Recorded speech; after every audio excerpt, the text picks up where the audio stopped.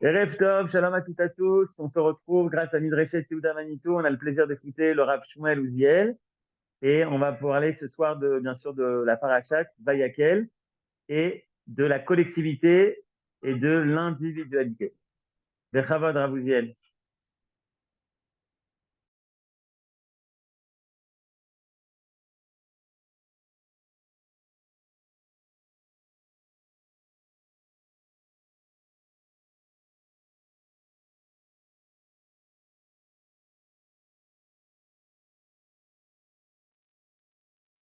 Rav Uziel.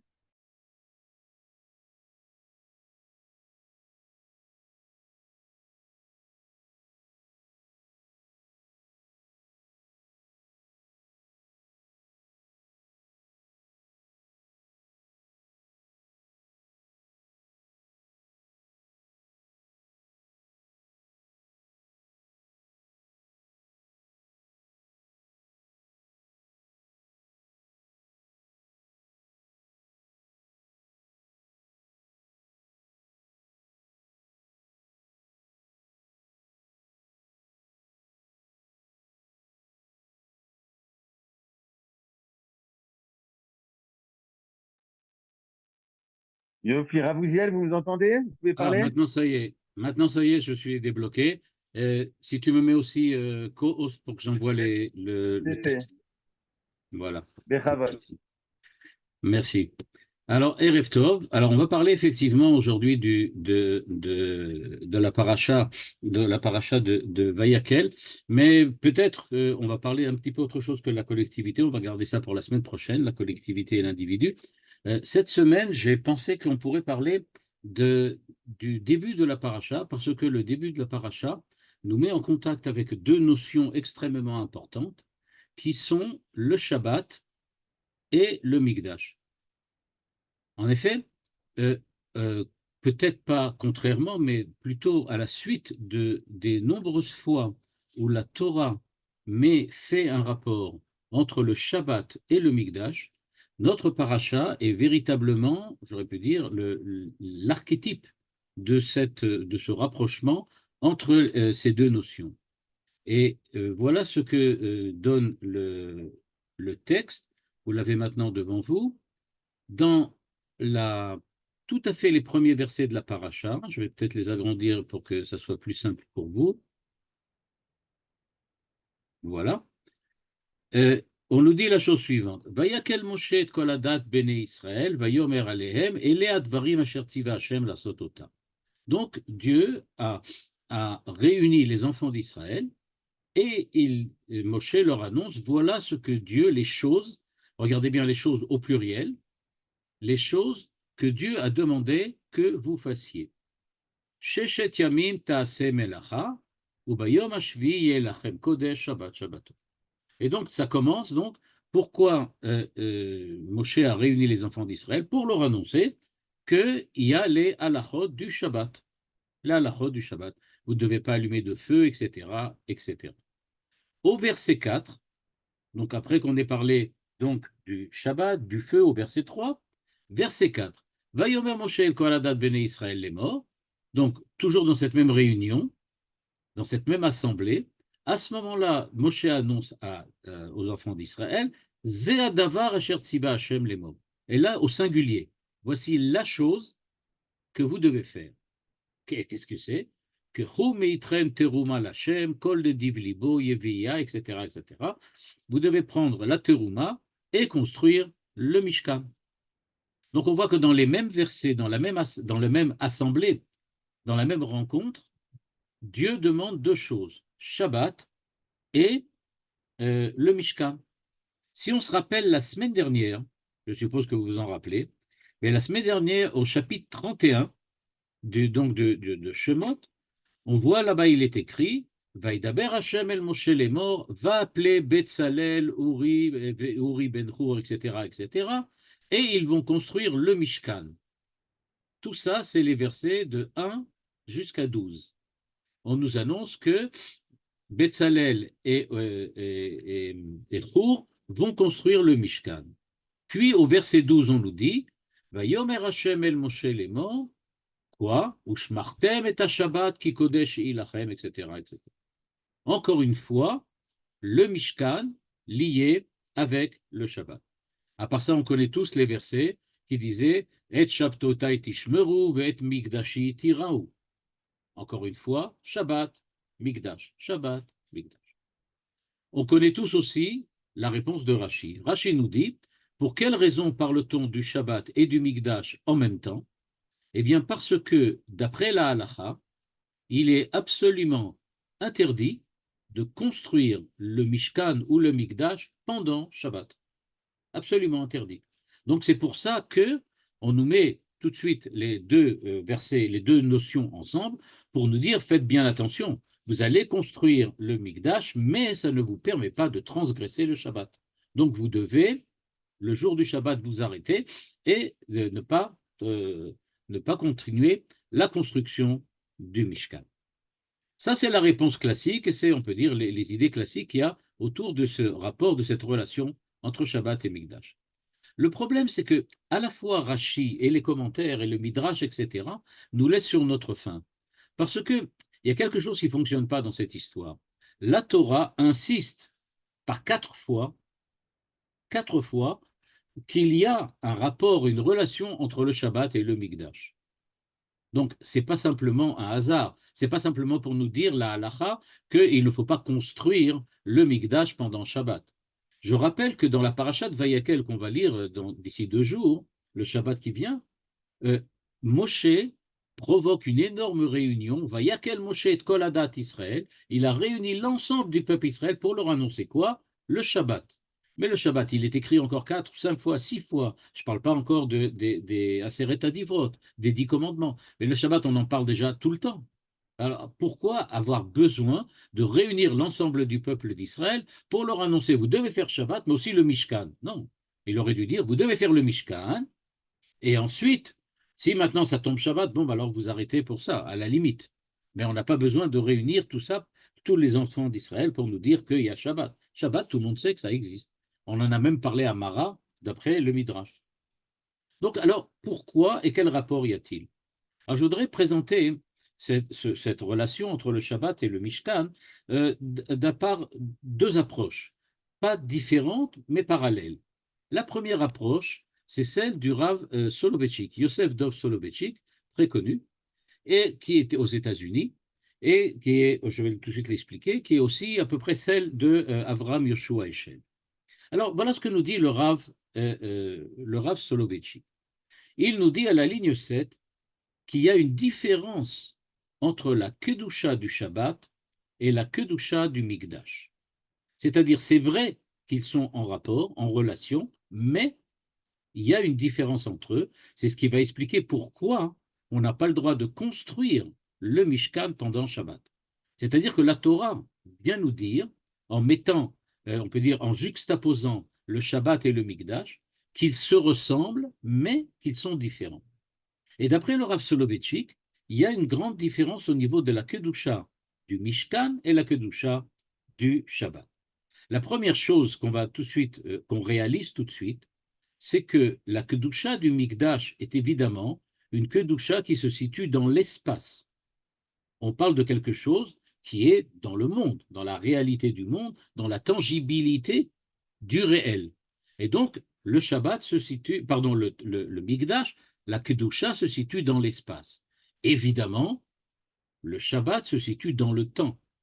Et on va voir tout à l'heure comment Avraham Yoshua Eshel, dans son célèbre livre « Les bâtisseurs du temps », va expliciter de manière très très longue et très belle ce que c'est que le Shabbat et ce que signifie la Kedusha dans le temps. Mais pour résumer Eshel, on va lire justement le Rav Soloveitchik, parce que lui va en fait nous donner un petit résumé de ce que Eshel a dit. Il nous dit que la Kedusha du Mikdash est d'une certaine façon définitive. Définitive. Pourquoi est-elle définitive? Elle est définitive parce que la Gemara nous dit que, par exemple, la Kedusha du Beth Amikdash n'a jamais quitté le Kotel à Ma'aravi. On va très souvent durant l'année, au moins 3 fois, visiter le Kotel à Ma'aravi. Quand on va visiter le Kotel, c'est parce que la kedusha du Mikdash ne quitte pas le mur, même si le Mikdash est détruit. La Shrina, la kedusha, reste définitivement présente sur le mont du Temple. Et c'est pour la raison pour laquelle, du point de vue de la halakha, il y a beaucoup de difficultés à monter sur le mont du Temple, parce que c'est un lieu qui reste saint malgré le fait que le Temple a été détruit. Et tout cela pourquoi? Parce que, nous dit-il, Ashrina shel Bet HaMikdash aita transcendantit bema'uta. Parce que la Kedusha qui s'est révélée dans le Mikdash, dans le Temple, est une Kedusha qu'il appelle transcendante. Transcendante, ça veut dire qu'elle n'est pas influencée par le monde tangible, le monde matériel. Elle est là indépendamment des conditions, j'aurais pu dire matérielles, dans lesquelles nous nous situons. Ce qui fait que la Shrina est toujours présente au côté la Maharavi, que le mont du Temple reste toujours sanctifié, qu'on ne peut pas y monter seulement dans des conditions très, très compliquées. Quoi qu'il en soit, nous dit le Rav Soloveitchik, eh bien ça vient nous expliquer qu'il y a sur le lieu du Temple, sur le lieu du Mishkan, il y a la présence de la Shrina qui est, on peut dire, indélébile. Elle reste là, quoi qu'il arrive, quoi qu'il se passe. On pourrait dire ça à la limite une évidence, mais ça n'en est pas une. Pourquoi? Parce que, a priori, nous sommes habitués au fait qu'il existe un rapport, une relation entre ce qui se passe dans notre monde et ce qui se passe chez Dieu. En faisant les mitzvot, on sait que Dieu nous protège, que Dieu nous garde, etc., etc. Donc, a priori, il existe une relation de cause à effet, à la limite, entre ce que nous faisons et ce que Dieu fait. On a déjà vu très souvent que ce n'est pas tout de suite et tout le temps des causes à effet, mais en tout cas, il y a quelque chose qui se produit. Or, nous dit le Rav Soloveitchik, il faut faire attention. La Shrina qui est présente là-bas, elle est en fait au-delà des lois de la nature, au-delà des contingences de la matérialité, au-delà des limitations du monde matériel et du monde de la nature. Elle est au-dessus de la nature. Et donc, nous dit-il, il y a donc une différence entre le Mikdash et le Shabbat. Parce que, à l'opposé, on peut dire d'une certaine façon, du Mikdash, le Shabbat représente au contraire la présence de la Shekhinah dans le temps peut-être, mais surtout dans le monde de la nature. Et donc, en fait, nous avons besoin des deux méthodes, j'aurais pu dire de révélation. Nous avons besoin d'un point de vue, on peut dire de la nature même de Dieu, de sa transcendance, c'est-à-dire du fait que Dieu est au-delà et qu'il dépasse tout ce que l'on peut imaginer dans le monde et tout ce que nous pouvons penser du monde. Eh bien, Dieu doit être donc transcendant, au-delà du monde, mais il doit être aussi, comme le dit André Neher, immanent, c'est-à-dire aussi présent pour nous dans le monde. Dieu n'est pas seulement plus grand, dépassant, englobant le monde, il est aussi dans le monde. Il est là, il nous protège. Il y a ce que l'on appelle la Hashgacha. Et donc, dit le Rav Soloveitchik, il y a les deux dimensions. Et donc, il y a une différence entre la Kedusha du Shabbat et celle du Mikdash. C'est vrai, une est dans le temps, l'autre dans l'espace, mais il y a aussi une autre dimension différente. La deuxième dimension de différence, c'est d'après le Rav Soloveitchik, que dans l'espace, la Kedusha est définitive. Yerushalayim reste Kedusha. Eret Israël reste Kadosh. Le lieu du temple, le mont du temple reste Kadosh. Ça ne dépend absolument pas de ce que nous faisons ou ne faisons pas. Que nous soyons exilés d'Israël, de Jérusalem ou du temple ne change absolument rien au fait que Dieu est présent sur le Mikdash. Il est aussi présent avec nous. Ça, c'est Shabbat. Quand on parle que Dieu est présent avec nous, c'est-à-dire qu'il nous suit en galoute, qu'il nous suit partout où nous sommes, là, on parle du Shabbat. On ne parle pas du temple. Quand on est en France, en Égypte ou en Arabie Saoudite, alors on n'est évidemment pas en Israël. Donc, on n'est pas en contact direct avec la présence de Dieu en Israël. Alors, comment Dieu est-il avec nous même quand on est en galoute, comme le Midrash le dit, eh bien, il est avec nous par l'intermédiaire du Shabbat. C'est le Shabbat qui représente la présence de Dieu. Et nous dit donc le Rav Soloveitchik à la ligne 12 que Shem Shakadosh Baruch Hu mitgale be'it'aluto me'al la sibatiyut be'emtsaut nisim kach hu mitgale beseder shebateva. Et donc, en fait, Dieu se dévoile selon deux dimensions bien différentes. Une dimension qui est celle de sa propre nature divine, qui transcende le monde, qui est plus grand, qui dépasse le monde, qui n'a rien à voir avec le monde. Et la seconde dimension qui est une dimension de présence à l'intérieur du monde, présence que nous voyons dans la Hashgacha historique, dans la providence divine, et qui se situe donc à l'intérieur du monde. Et donc ces deux dimensions-là, nous dit le Rav Soloveitchik, c'est précisément le Mikdash et le Shabbat. Le Mikdash représente la présence de Dieu qui ne dépend pas de l'homme. C'est pour ça qu'elle est présente dans l'espace. Mais qu'est-ce que ça veut dire qu'elle est présente dans l'espace? Qu'on y soit nous, qu'on n'y soit pas. Que le temple soit là ou soit pas là. Que Jérusalem soit reconstruite ou pas et qu'Eretz Israël soit reconstruit ou pas. Ça ne change rien. C'est une présence qui ne dépend pas de nous. C'est une présence, j'aurais pu dire, à la taille, à la dimension divine, à la dimension de Dieu. C'est lui qui décide d'être là, indépendamment de nous. Par contre, quand on parle du Shabbat, c'est nous, ou Shmartem est un Shabbat, Vasitem est un Shabbat. C'est nous qui faisons le Shabbat d'une certaine façon, dit le Rav Soloveitchik, et c'est pour cela qu'il est présent pour nous à l'intérieur du monde de la nature.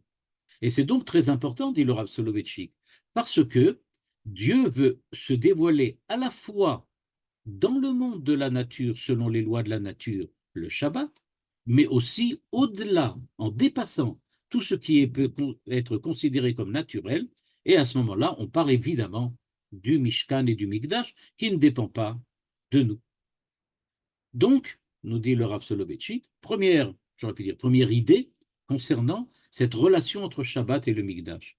Si la Torah nous parle à la fois du Shabbat et du Mikdash dans les mêmes 4 fois dans la Torah, c'est bien pour nous dire il y a toujours révélation selon j'aurais pu dire, deux dimensions différentes. La dimension de la nature divine, la dimension de la nature humaine, la nature du monde. Il y a toujours ces deux choses qu'il faut mettre en rapprochement. Et donc, j'aurais pu dire peut-être, ce que dirait aussi le Rav Soloveitchik, si tu en viens à construire le temple, n'oublie pas qu'il y a aussi l'autre dimension, la dimension du Shabbat. Si tu en viens à garder le Shabbat, n'oublie pas qu'il existe aussi la dimension du Mikdash. Ce sont deux choses qui vont en même temps. C'est ce que disait André Neher quand il disait Dieu est transcendant et pourtant immanent. Et pourtant, c'est ça. Et c'est ce que nous dit le Rav Soloveitchik. La paracha de Vayakel commence donc par parler du Shabbat et du Mikdash parce qu'on veut insister sur ce et pourtant. Ce sont les deux à la fois. Et on ne peut pas les dissocier les uns des autres. Il faut être tout le temps reliés. Dans un deuxième texte, le Rav Soloveitchik apporte une précision à ce qu'il a dit maintenant. Et dans ce deuxième texte, il nous dit, remarquez quand même quelque chose d'important. C'est vrai que le Shabbat représente la Kedusha présente pour nous dans la nature, dans le monde que nous connaissons, dans le monde tangible, dans le monde de la matière. Le Mikdash représente Dieu transcendant, au-delà. Mais il faut remarquer, il est écrit dans la Torah, Ach. Regardez, il est écrit Ach. C'est-à-dire qu'il y a quelque chose qui vient dire, faites attention. Quand on parle du Shabbat, Ach est un Shabbat Tishmeru. Vous devez construire le Mikdash, Ach, mais attention, vous devez garder le Shabbat. C'est-à-dire, nous dit le Rav Soloveitchik, que les Chachamim ont appris de ce Ach, c'est-à-dire que précisément, vous allez construire le Mishkan, mais arrêtez-vous. Vous devez, le jour du Shabbat, vous arrêter. C'est-à-dire que Dieu transcendant, Dieu selon, j'aurais pu dire, son monde à lui, Dieu selon sa nature, c'est quelque chose qui, a priori, pour nous, représente peut-être le summum de ce que l'on peut espérer un jour comprendre. Or, dit le Rav Soloveitchik, pour nous, c'est moins important que le Shabbat. Parce que le Shabbat, on n'a pas le droit de construire le temple. Le temple qui est se mettre en contact avec la présence de Dieu, mais la présence à la dimension divine, à la dimension de Dieu, c'est-à-dire considérer Dieu en tant que tel, en tant que lui-même, c'est moins important que considérer Dieu présent pour nous. Dieu en tant que tel, pour nous, ça a moins de valeur, de présence, d'importance que Dieu qui est, au contraire, tourné vers nous, tourné vers le monde. Ah, vous devez arrêter. Mais, et il nous dit, on peut vivre sans le Mikdash et sans le Mishkan. Ah, on l'a fait, 2000 ans. Mais pourquoi on est capable de le faire? Tout simplement parce que la Kedusha du Mikdash ne dépend pas de nous, ne dépend pas de ce que nous faisons, ne dépend pas de ce que nous sommes. Dieu est présent parce que c'est sa nature d'être présent au monde. Et donc, dit le Rav Soloveitchik, quand Dieu est présent parce que c'est une nécessité intérieure, si on peut utiliser ce terme-là, une nécessité intérieure qui ne le concerne que lui, ça ne dépend donc pas de nous, mais c'est donc quelque chose qui ne nous concerne pas vraiment. C'est quelque chose qui concerne peut-être Dieu en tant que tel, mais pas nous directement. C'est pour ça que on dit cette dimension-là nous dépasse tellement que pour nous, elle est moins importante que la dimension de la présence de Dieu pour nous. Mais termine le Rav Soloveitchik, Anachnu mitpalelim kamuvan, shebimera beyamenu nachve et shnei hakedushot haele, ligne 20. C'est bien sûr pas pour dire que on n'a pas besoin du Mikdash, on n'a pas besoin de Dieu, on n'a qu'à rester dans notre monde à nous. Non, pas du tout. C'est au contraire pour dire que nous voulons les deux, comme dit André Neher, et pourtant, il est transcendant et pourtant immanent. C'est-à-dire que nous voulons véritablement pouvoir jouir de cette double présence de Dieu, mais, encore une fois, pour nous, dans notre monde à nous, ce qui vraiment nous concerne, c'est plutôt parfois le Shabbat que le Mikdash. Alors évidemment, j'entends déjà, même si vous êtes le micro coupé, mais j'entends déjà des réactions et qui disent ouais, attention là, qu'est-ce que ça veut dire que la Kedusha de Jérusalem, Kedusha d'Eretz Israël, la Kedusha du Beth Amikdash est moins important que le Shabbat? C'est un peu galouti tout ça. Est-ce que ça serait pas antisioniste ou un truc comme ça, de ce style-là? C'est-à-dire, bah oui, Oui. il habite en galoute, il habite là, alors c'est pour ça qu'il écrit une chose pareille. Et évidemment, c'est bien clair. Tout le monde y a pensé, mais lui aussi. Et donc, le Rav Soloveitchik, je rappelle que c'est celui qui a écrit un Mahamar célèbre pour dire qu'une des grandes erreurs de notre génération, c'est de ne pas avoir compris l'importance d'Eretz Israël et de la montée en Eretz Israël, et que Avraham Yoshua Eshel, qui pense à peu près pareil que le Rav Soloveitchik, lui aussi était sioniste dans l'âme et ils se sont investis tous les deux dans le sionisme. Le Rav Soloveitchik, d'ailleurs, était membre du Mizrahi, c'est-à-dire qu'il était le président du Mizrahi aux États-Unis. Alors, qu'est-ce que ça veut dire? Ça veut dire, nous dit le Rav Soloveitchik, que du point de vue de l'économie existentielle du peuple juif dans le monde, le Shabbat est indispensable. Ça ne veut pas dire, dit-il, qu'il ne faut pas de Beth Amikdash, qu'il ne faut pas d'Eretz Israël, qu'il ne faut pas d'Yerushalayim. C'est pas ça du tout ce que ça veut dire. Ça veut dire que dans l'économie religieuse, existentielle du peuple juif, nous ne pouvons pas nous passer du Shabbat. Parce que nous vivons en tant qu'êtres humains dans un monde matériel, dans un monde historique, dans lequel Dieu on a besoin de cette présence divine en permanence. Donc on a besoin du Shabbat. Ça ne veut pas dire, encore une fois, qu'il n'y a que le Shabbat qui est important, mais on en a besoin. On ne sait pas vivre autrement. Et d'ailleurs, plus tard, quand le temple sera reconstruit, une fois plus tard, ça ne veut pas dire qu'on va, à ce moment-là, ne pas garder Shabbat ou faire autre. Non, c'est bien clair. Il y aura aussi Shabbat. Donc, nous dit le Rav Soloveitchik, il faut bien faire attention. Il y a un rapport, une relation entre ces deux kedushot, mais pour nous, on a besoin absolument du Shabbat. Sans le Shabbat, on ne sait pas comment fonctionner, même dans les situations les plus simples. Le Rav Luria, dans son Bet Genizi, va approcher lui aussi cette idée du Shabbat et cette idée du Mishkan, et on va voir d'une manière un petit peu différente, mais parallèle, comme on va le voir. La première chose que dit le Rav Soloveitchik, pardon, le Rav Luria, c'est qu'il nous fait remarquer que les Chachamim, c'est-à-dire les tzadikim, ceux qui étudient la Torah, ceux qui accomplissent les mitzvot de manière parfaite, sont considérés dans la Gemara, même pendant les jours de semaine, comme s'ils vivaient un Shabbat permanent. Ce qui nous donne une illustration de ce que disait le Rav Soloveitchik. C'est-à-dire, nous dit-il, il rappelle que au moment où les enfants d'Israël étudient la Torah, font les mitzvot, vivent en Israël, habitent Yerushalayim, etc., à chaque fois qu'ils sont donc en contact avec Dieu et qu'ils se comportent comme des tzadikim, eh bien on dit que la lumière du Shabbat les éclaire. C'est ce qui est écrit dans le Zohar. La lumière du Shabbat éclaire celui qui est le tzaddik, celui qui étudie la Torah. Même celui qui n'est pas un tzaddik parfait, au moment où il étudie la Torah, c'est Shabbat.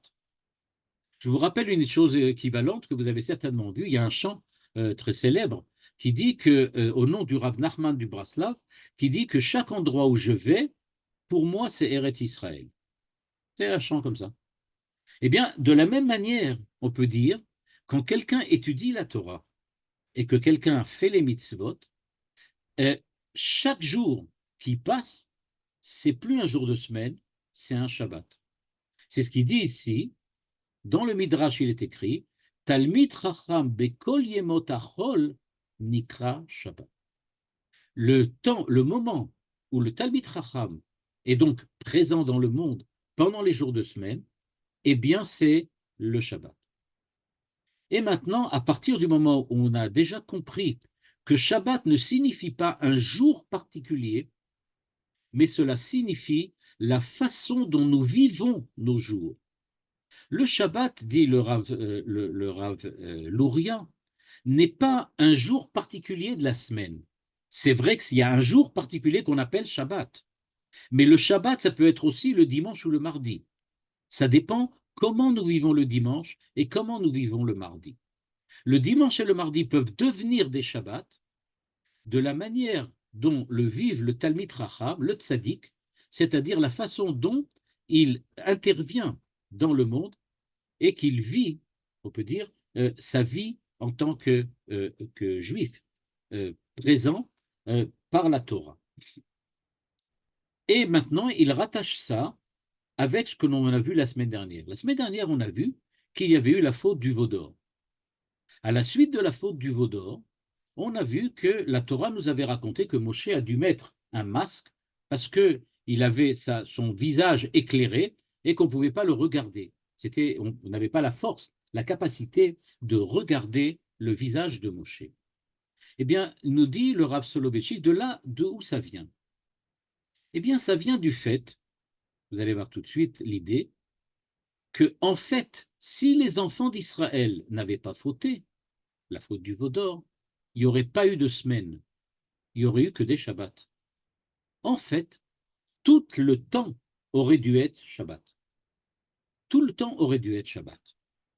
Ce qui s'est passé, c'est que les enfants d'Israël ont fauté et qu'ils ont donc perdu cette capacité à regarder le visage de Moshe qui, lui, était resté au niveau du Shabbat.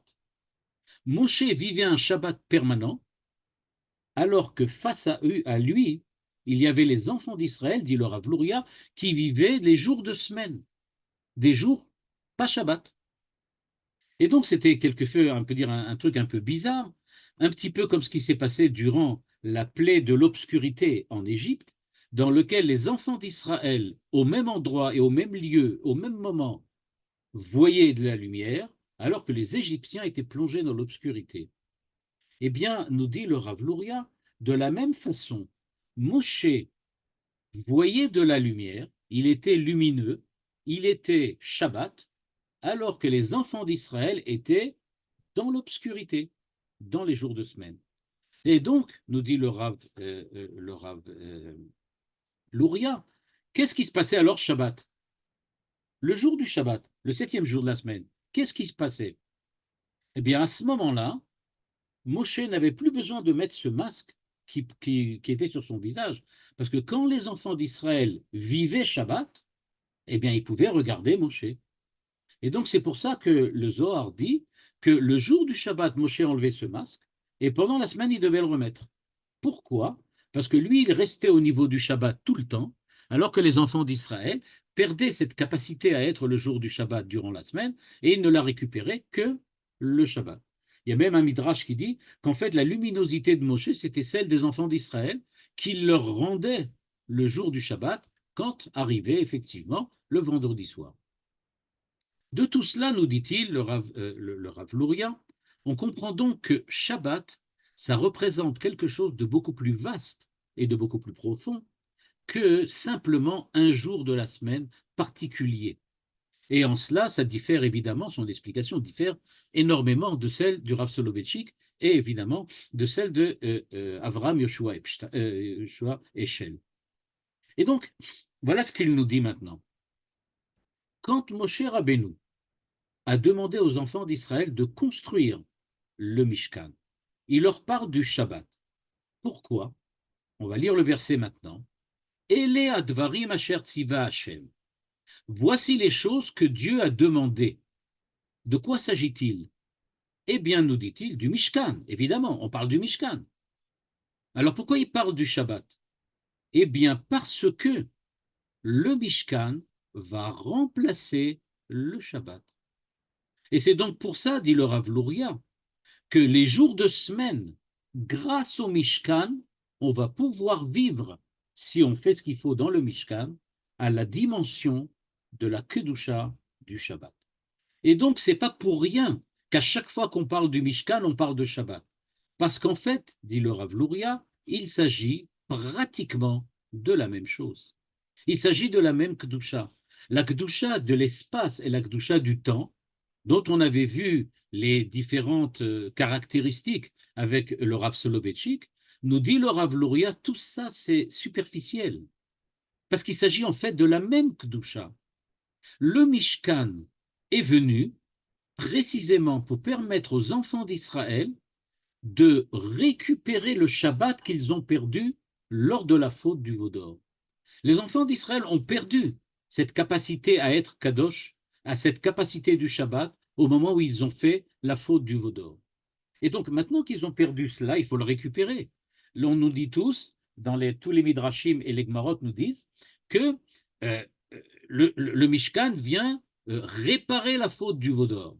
Mais je ne sais pas, quand vous allez faire réparer une voiture, la voiture ne disparaît pas, elle est toujours là. Et on la répare, c'est-à-dire qu'on la rend capable de voyager, capable de rouler. Comment répare-t-on la faute du veau d'or? Eh bien, tout simplement en ramenant les enfants d'Israël à la situation qui était la leur avant. Et quelle était leur situation? Situation très simple, dit le Rav Louria. Situation dans laquelle tous les jours, c'était Shabbat. Tous les jours, c'était Shabbat.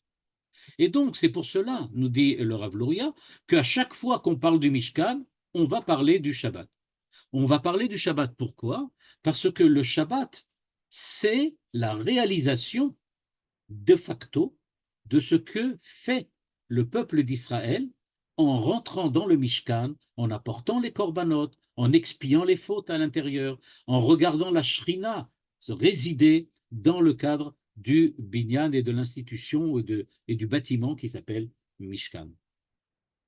C'est d'ailleurs pour ça, nous dit-il, que le lendemain de Yom Kippour, il leur dit « Ele advarim asher ta'asu bayom hashvi'i kodesh » c'est-à-dire tout ce que vous avez perdu à cause de la faute du veau d'or, vous allez le récupérer maintenant grâce au Mishkan. Et donc, tout de suite après, qu'est-ce qu'on dit? Ze'adavar asher tziva Hashem lemor. Voici la chose que Dieu a ordonnée. Donc, vous allez faire des choses, Shabbat, voici la chose que vous allez faire. C'est-à-dire, dit le Rav Louria, je lis à la ligne 32, Oto davar she'amarti lachem kodem be'inyan ha-Shabbat, hu adavar she'tziva Hashem lemor be'inyan trumat ha-Mishkan. Il faut lire le verset complètement différemment. Il faut lire, d'après le Rav Luria, les versets de la manière suivante. Voici les choses que vous devez faire. Shabbat. Mais comment vous allez le faire maintenant? Vous venez avez fauté.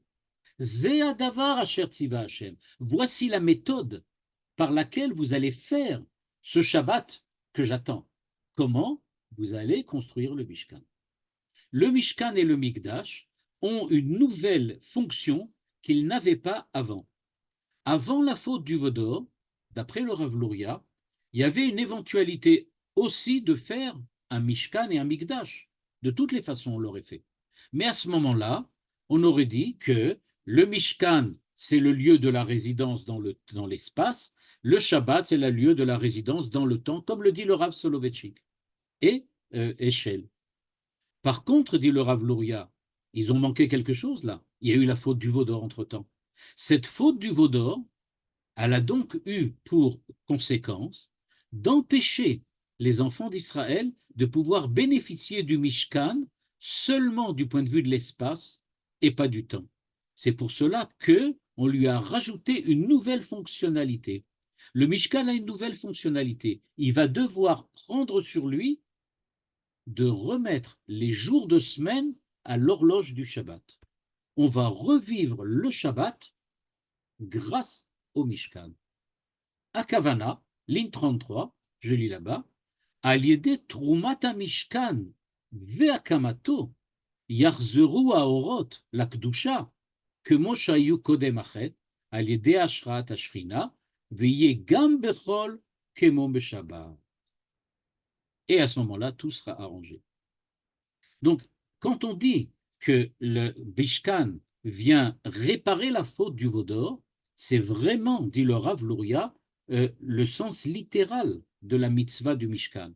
Le Mishkan doit remplacer ce qui s'est cassé au niveau du Vaudor. Ce qui s'est cassé au niveau du Vaudor, c'est la disparition du Shabbat durant 6 jours par semaine. Il aurait dû avoir 7 jours de Shabbat de suite. En gros, il n'y aurait pas dû avoir de semaine. Il aurait dû avoir que des Shabbats. Et là, on a perdu cela, et on a perdu, j'aurais pu dire, cette espèce d'éternité du Shabbat pour avoir à chaque fois 6 jours de semaine, un jour de Shabbat, 6 jours de semaine, un jour de Shabbat. Pour revenir à la situation antérieure, à la situation précédente, on va avoir besoin de refaire un Shabbat, mais un Shabbat qui va passer par l'espace. L'espace va donc venir permettre au temps de reprendre sa dimension véritable et véridique. Comme si le temps a été dénaturé avec la faute du Vaudor. Au niveau du Vaudor, ce qui s'est passé, ce n'est pas seulement une faute, c'est qu'on a changé complètement la dimension temporelle de l'existence humaine. L'homme devait vivre seulement des Shabbatot, maintenant il vit une semaine suivie d'un Shabbat. Il dit, ça, c'était pas ça qui était prévu. On devait être durant Shabbat.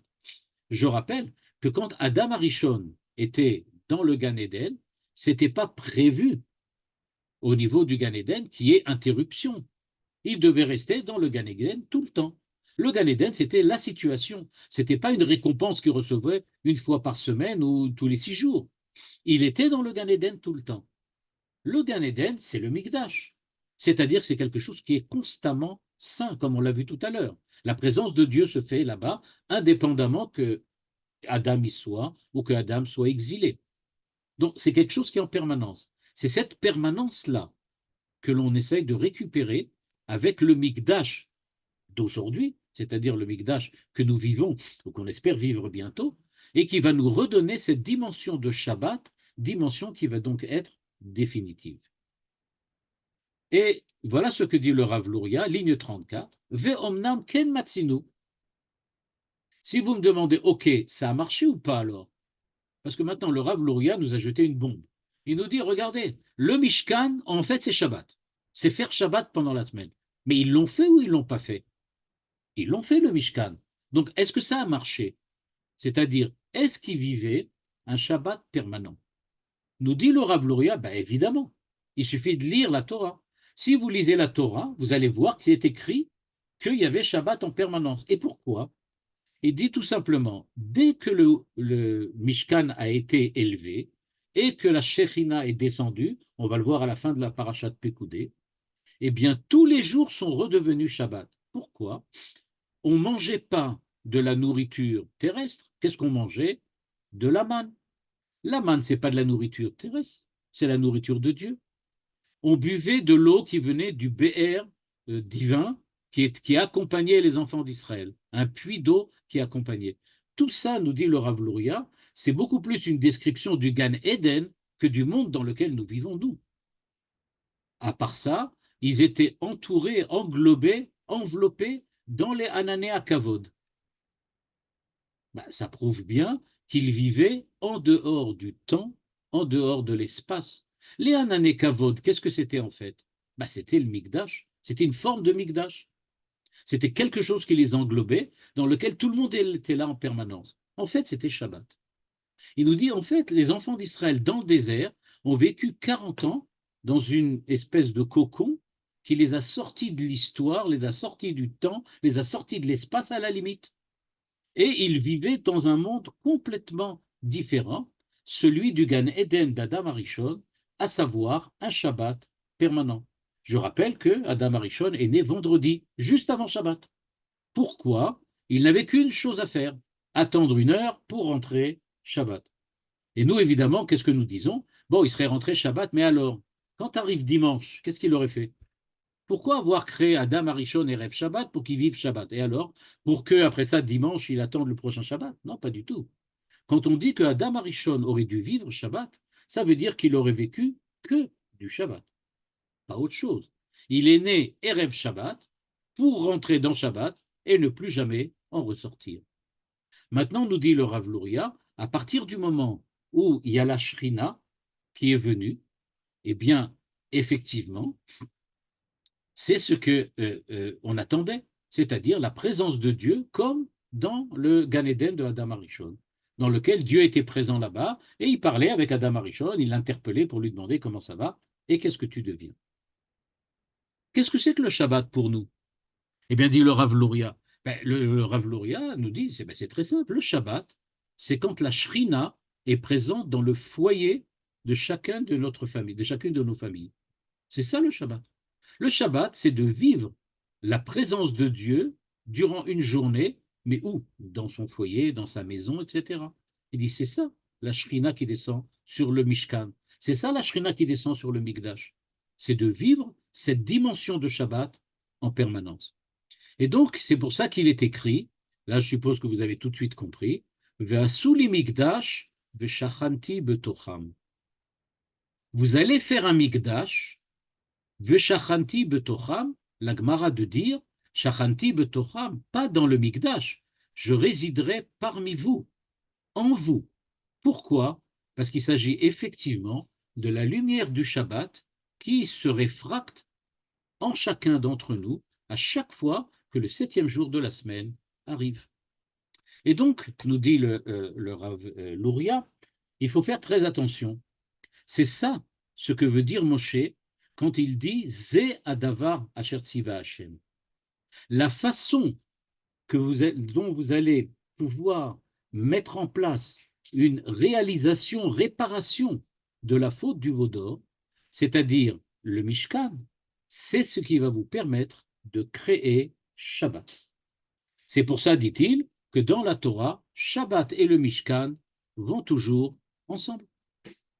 Et si maintenant, vous posez la question, évidemment, mais alors, si c'est comme ça, si Shabbat et le Mishkan, c'est la même chose, alors on a le droit de construire le Shabbat, on a le droit de construire le Mishkan, puisque c'est pareil. C'est une évidence. Et comment ne pas construire le Mishkan Shabbat, puisque c'est Shabbat, en fait. Il dit, c'est pour ça que la Torah nous dit non. Non, non, non, c'est pas comme ça. Le Mishkan a pris une nouvelle fonctionnalité. Il devait être le lieu de la résidence de Dieu dans l'espace, le Shabbat dans le temps. Maintenant que nous avons perdu la résidence, la présence de Dieu dans le temps du Shabbat, et que ça n'apparaît qu'une seule fois par semaine, au lieu d'apparaître tous les jours de la semaine, eh bien, on a besoin du Mishkan pour réparer ce temps du Shabbat.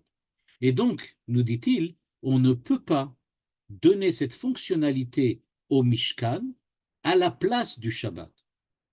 tu dois nécessairement t'arrêter de construire le Mishkan quand arrive le Shabbat. Le vrai Shabbat, c'est-à-dire le 7e jour de la semaine, c'est celui qui ne dépend pas de moi, c'est celui que Dieu a créé. Celui-là, cette dimension-là, elle ne dépend pas de l'homme. C'est pour cela que on veut effectivement la conserver.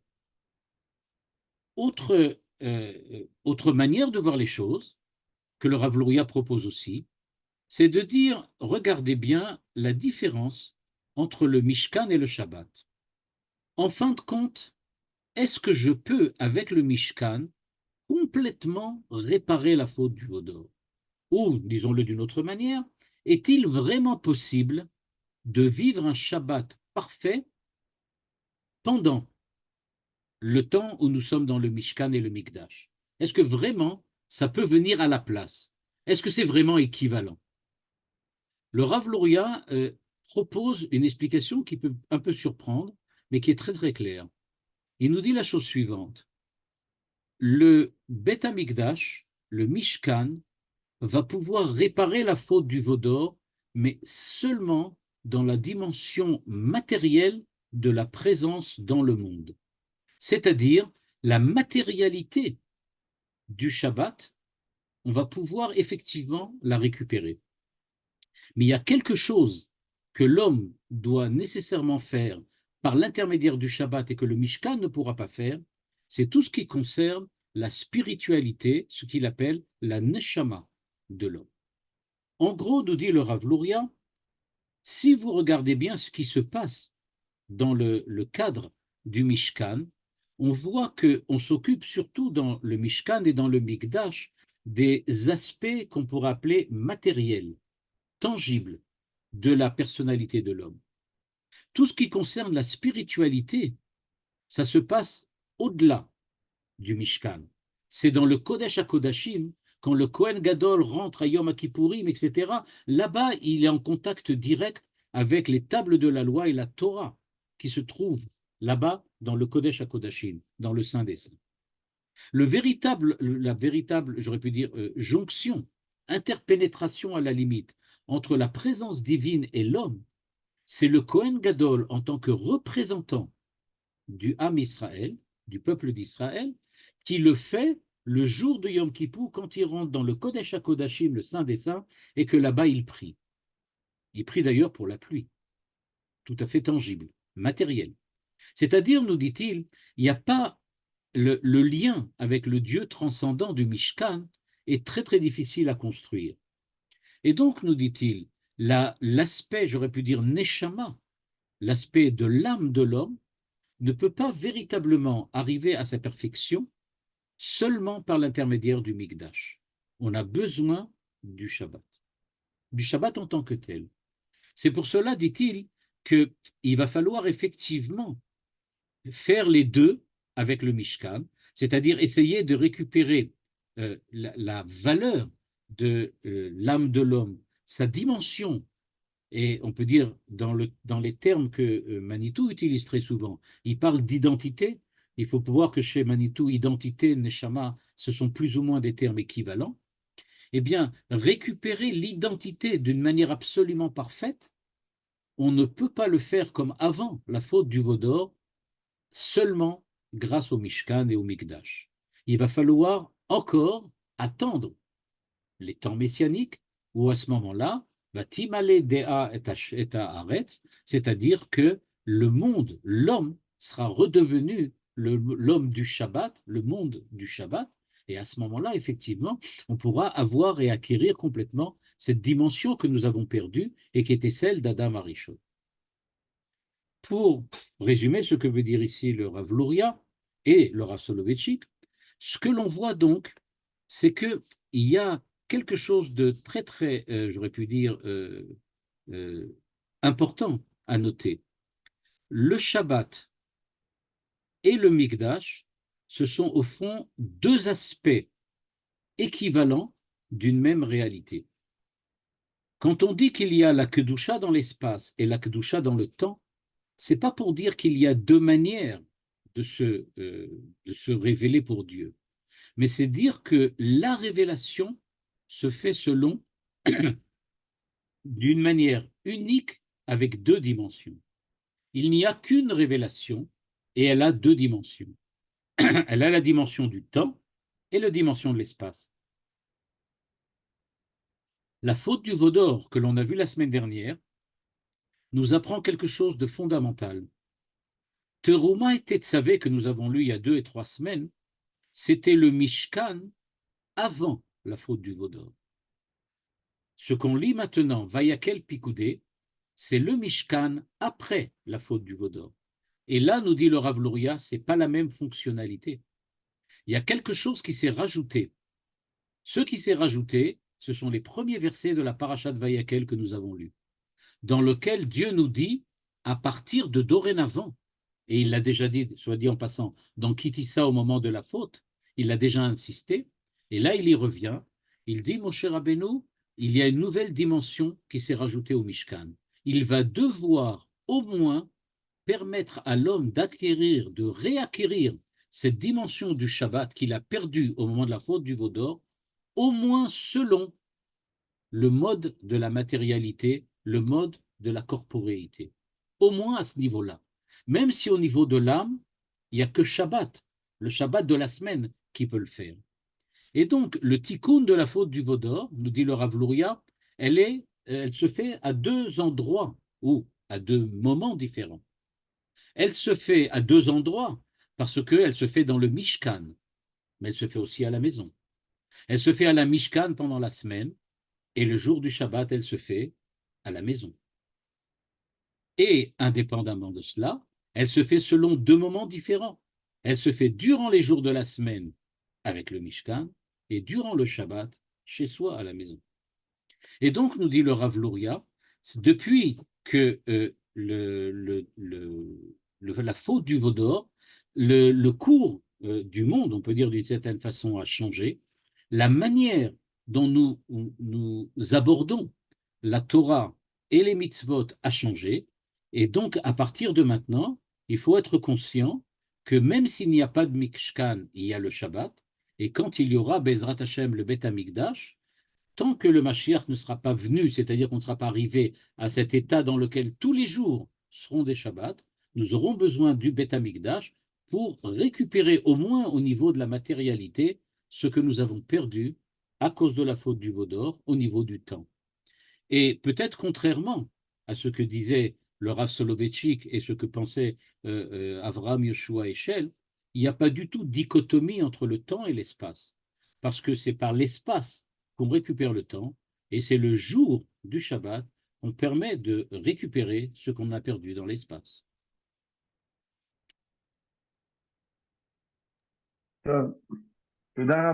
Merci beaucoup, Arabe. Et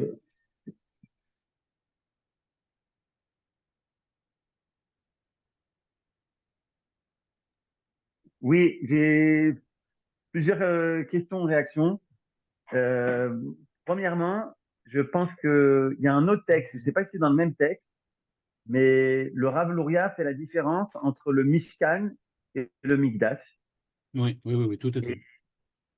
et peut-être que si on va dans cette direction, je tente quelque chose, à me dire ce que vous en pensez. Alors, ça peut rejoindre un petit peu ce que disait le Rav Soloveitchik, c'est-à-dire que dans ce que disait ici le Rav Luria, c'est que le Mishkan et le Shabbat se ressemblent, c'est la même prina de Gdusha, mais que dans le Mikdash, justement, on a ce point qui est fixe, c'est-à-dire que le fait que géographiquement ce soit lié au Mont Moria et que ce ne bouge pas, c'est comme vous avez dit, une Gdusha transcendantale.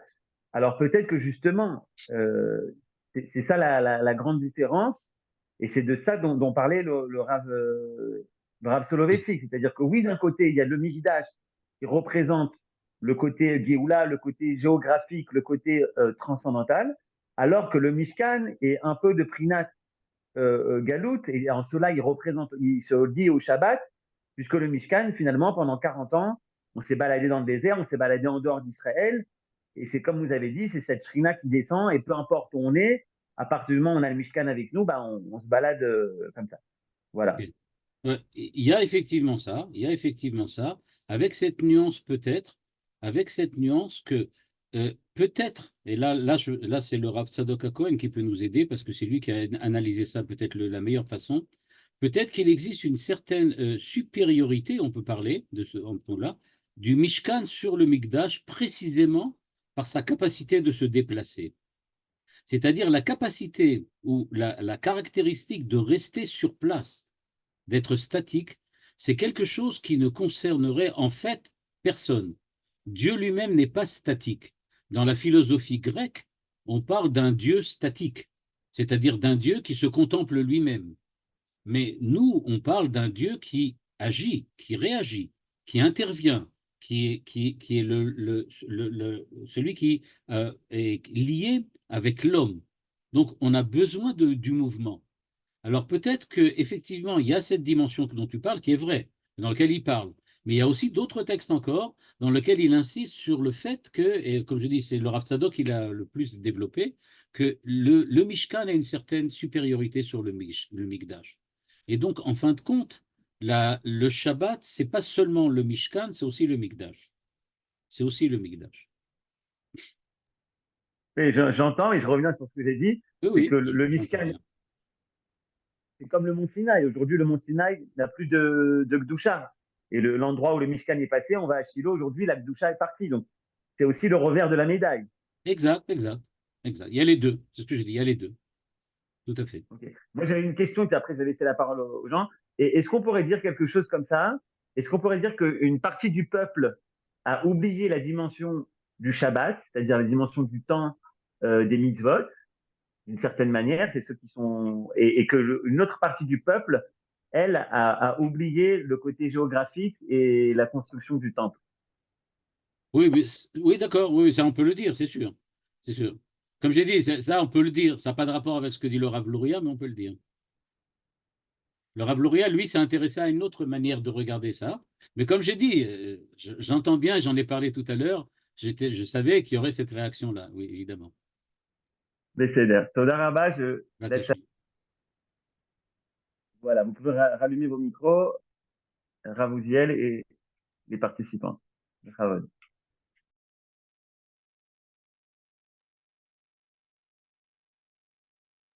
Les questions, chers amis. Ah, Brigitte, elle a plus de micro. Ah. Donc, la faute du veau d'or. Vas-y, vas-y. Vous voulez lire la question de Brigitte, Rav? Où est-ce qu'elle est? J'ai pas vu, pardon. Et dans le Donc, chat? la faute du veau d'or est comme la faute d'Adam et Ève. Grâce à Tout à elle, fait, les ah oui, hommes. absolument, absolument, exact. absolument, absolument. C'est ce Ça, que- c'est le Zohar, c'est la Kabbalah, c'est la Chassidut, tout le monde dit ça. Tout le monde dit effectivement que la faute du veau d'or, c'est le retour sur la faute d'Adam et Ève. C'est la même chose. En fait, la Chassidoute notamment, dont le Rav Louria fait partie évidemment, hein, la Chassidoute dit effectivement ça de cette manière-là. Elle dit que la faute d'Adam Arishon a été réparée au moment de la révélation de Dieu sur le mont Sinaï et elle est revenue à la surface avec la faute du veau d'or. Donc on est retombé dans la même dimension, dans le même problème. On est revenu sur ça.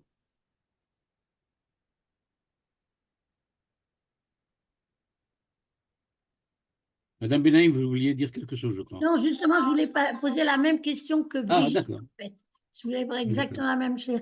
Mais à ce moment-là, on a la faute du Vaudard n'a pas été n'a pas été loya tikkun, alors Le tikkun, il continue jusqu'à aujourd'hui. jusqu'à Il aujourd'hui. continue jusqu'à aujourd'hui. C'est-à-dire que de la même manière qu'on subit, entre guillemets, la faute d'Adam Arishon, mais je pourrais dire qu'on ne subit plus la faute d'Adam Arishon, puisqu'elle a été réparée au moment des 10 commandements. Mais maintenant, ce qu'on subit, c'est la faute d'Adam Arishon faite par les enfants d'Israël avec le veau d'or. C'est ce que pense la Chazé. On est revenu au même point. Pas exactement le même, mais pratiquement la même chose. Mais maintenant que le Beth Mikdash, il n'est pas là. Eh ben, tant que le Beth Amikdash n'est pas là, alors là, on a effectivement on a un grand problème. On a un grand problème. C'est pour ça qu'on attend impatiemment que le Beth Amikdash arrive. Comme dit le Rav Soloveitchik, on attend évidemment que les deux, même si c'est vrai qu'il y a peut-être un avantage par rapport au Shabbat par rapport au Beth Amikdash, mais évidemment, on attend les deux, sinon on ne peut pas fonctionner.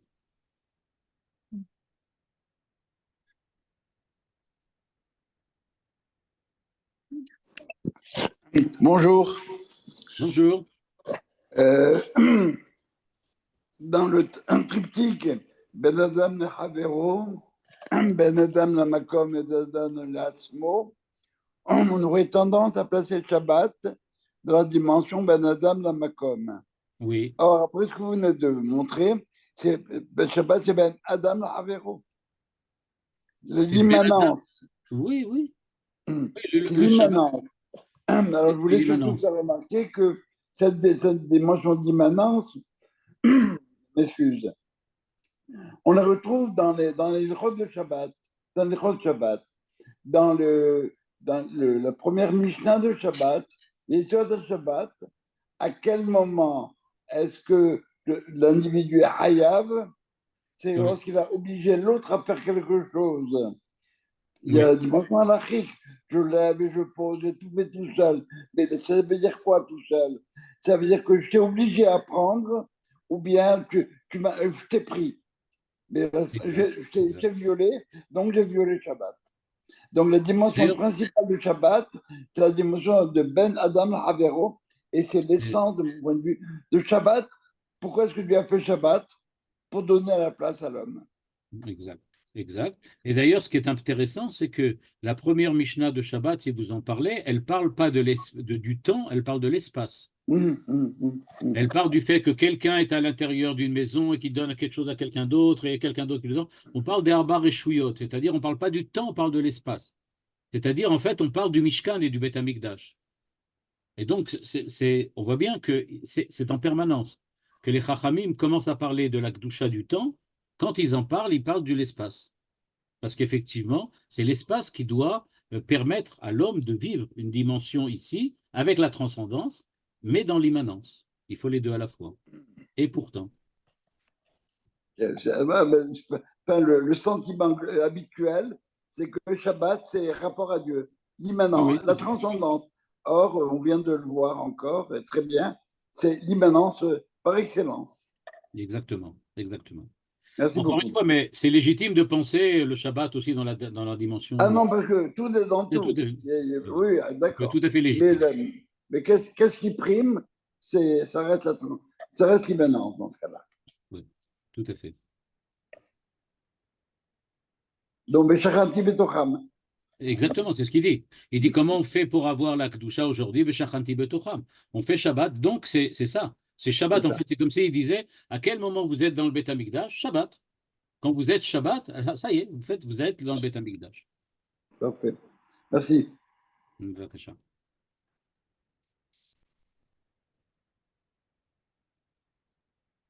S'il n'y a pas de questions, j'ai envie de mettre une bombe qui me dérange depuis quelque temps. Vas-y. Tu veux les bombes? Non, mais c'est un problème. Habituellement, après tout ce qui s'est passé à Simchat Torah, il doit y avoir un bon nombre. J'ai perdu quelqu'un, j'ai tout perdu là, non? Est-ce qu'on m'entend pas? Oui, on t'entend. Il y a des femmes qui ont été, on va dire le terme, violées. OK? La halakha, de ce que j'ai entendu, c'est que, bon, il n'y a pas de problème. Elle est Anous Halhamana Patri, sauf pour les Kohanim. Qu'est-ce qu'on peut dire par rapport à ça? Qu'est-ce que le Beddin dit par rapport à ça? Ah bon, vous n'êtes pas. Je me suis pas posé la question, mais c'est une bonne question, je ne sais pas. Je ne sais pas dans quelle mesure on peut. Je ne sais pas. J'ai posé la question à mon fils qui est dans le monde de la halakha. Mais oui, tu as raison, papa, mais pas pour les Kohanim. Exact. C'est encore un autre problème. Donc, et puis, personne n'en parle apparemment, non? Non. Il y a d'autres choses plus graves à parler. Les séquelles psychologiques et autres que ces femmes ont, c'est déjà plus grave que le problème de. Non, oui. Non, je veux dire, c'est peut-être pour ça qu'on n'en parle pas, parce que c'est un problème. Je ne sais pas. Ok, bon. Ok. Donc, c'est pas une bombe, c'est un pétard. Voilà. Alors moi, j'ai une petite question plus terre à terre. En fait, je n'ai pas très bien compris lorsque vous disiez que le fait qu'on ait eu la manne dans le désert, tous les jours étaient Shabbat, alors qu'il y avait une double ration pour Shabbat et Mhm. je ne vois pas en quoi. Bon, alors c'est vrai qu'il y avait la Shérina, c'est vrai qu'on avait cette manne, mais je sens Parce pas le, que, oui, je sens ce pas que la Kedusha de Shabbat. Le Rav Luria insiste. Pendant toute la semaine, on mangeait de la manne. Le Shabbat, on a mangé double part. Ok. Enfin, on mangeait double part. Il y avait là aussi la part. Il tombait le vendredi, la part du Shabbat. Du Mais il dit, en Shabbat. fait, la manne que l'on mangeait pendant toute la semaine, il dit, c'est bien pour montrer que c'était la même manne qu'on mangeait aussi Shabbat. Il y avait pas, on ne mangeait pas double Shabbat. Ça Non, tombait double vendredi. Mais on mangeait la même part le Shabbat. même pas. Et donc, ça vient bien montrer qu'en fait, on n'était pas dans la dimension, j'aurais pu dire, de l'espace habituel. On était dans un espace différent, un espace dans lequel on mangeait sans manger, on buvait sans boire, on était dans des tentes sans être dans des tentes. Il disait tout était une autre manière d'être, une autre manière de vivre. Et cette autre manière de vivre, il dit, c'est ça le Shabbat. En fait, ce qu'on attend, c'est de revivre le Dordéa qu'il y avait dans le Midbar. Et ce qui est intéressant, mais là, ça dépasse très largement le cadre de ce cours, mais il y a un livre qui s'appelle Pitrei She'arim, qui est un commentaire de la Kabbale du Hari, par un des disciples du Gaon de Vilna, qui a écrit 2 ou 3 chapitres extrêmement passionnants sur précisément ce que représente le Dor HaMidbar dans l'histoire d'Israël. Parce qu'il dit bien clairement que le Dor HaMidbar, ce n'est pas une évolution, ou j'aurais pu dire un chaînon à l'intérieur de l'évolution de l'histoire d'Israël. Il s'agit de quelque chose d'en dehors de l'histoire. Ils n'ont pas la dimension normale. Et donc, d'après le Rav Luria, ça voudrait dire ils vivaient la dimension du Shabbat en permanence, alors que nous, on vit semaine, c'est-à-dire jour de Chol Shabbat. Ok. Merci.